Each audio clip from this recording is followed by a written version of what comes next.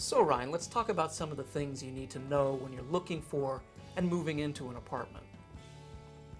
What would you say is the most important thing prospective tenants need to know?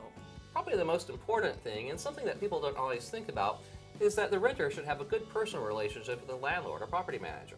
A lot of problems down the road can be alleviated if the tenant and landlord like and trust each other. You may not always have a choice, but if you have a bad feeling as a renter about the landlord, it may be a good idea to look elsewhere. That's a good point. Another thing that new renters can do when moving into an apartment to protect themselves from problems later is to take pictures of the apartment when they first move in, especially of any holes in the wall, torn carpets, broken cabinets, or other kinds of damage. That way, when you move out, if the landlord tries to claim you caused the damage, you have proof that it was already there. Absolutely. And if the landlord gives you a checklist describing the conditions of the apartment when you first move in, make sure you review it carefully and add any damage that is not listed on the checklist. If you sign a checklist saying that the carpet is in good condition when in fact it's all torn up, you're going to have a hard time convincing a judge that you did not cause the damage yourself. This is why it is important for you to keep a copy of the checklist for yourself so that you can use it later in court if you need to. But I have a question. Can the landlord require me to pay a security deposit when I move in? Yes. The landlord can require you to pay up to 2 months' rent as a security deposit when you move in. The security deposit protects the landlord in case you damage the apartment while you were living there.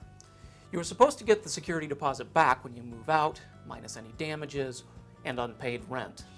Most landlords require 1 month's rent, but they are not limited to this. Also, some landlords call the security deposit last month's rent or a cleaning fee, but the law treats them as a security deposit. So the landlord cannot require more than 2 months' rent by calling them different things.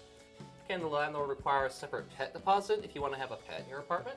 Yes, a landlord is not required to allow you to have a pet, but if they do, there is nothing legally preventing the landlord from requiring an additional deposit for pets. The landlord is allowed to charge as a pet deposit up to 1 month's rent. This pet deposit cannot be charged for service or therapeutic animals. Can the landlord charge a fee for processing my rental application? Yes, as long as the fee is reasonable and the same fee is charged to everyone. The landlord can keep this fee even if you do not eventually move into the unit. Though some landlords will put your application fee toward the first month's rent or the security deposit. Okay, thanks. I think that about covers what I need to know for moving into an apartment.